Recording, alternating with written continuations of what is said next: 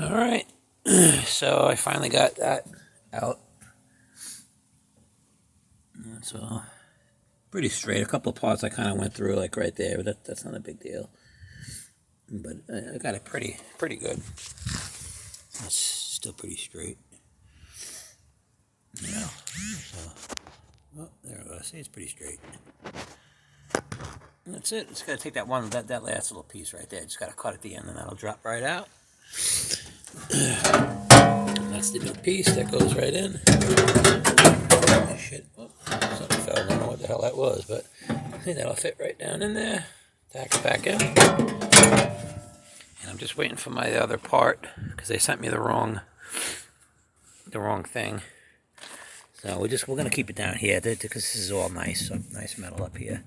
So we're just gonna cut that down there, and we'll be good. And then I'll have all this extra metal I can use for other shit. So, and I just finished welding this up. It's good enough for what I need it for. I mean, it's completely hidden. I just needed something to put this weather stripping onto. So,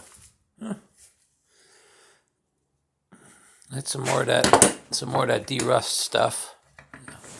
Still a little warm? No, not too bad. I do like a couple of dots, and I hang out, wait for it to cool, because I know you can overheat these and warp the metal. I'm certainly not good enough to know when that is. So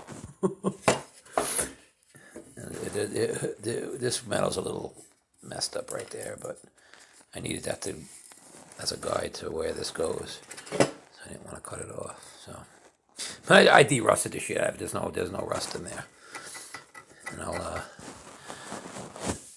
hit it with some undercoat, I guess, and that's it. Because you don't see this. This is behind the fender. So the fender's next. I'm gonna cut pieces for that. I don't even really have to grind these down. Just clean them up and cover them.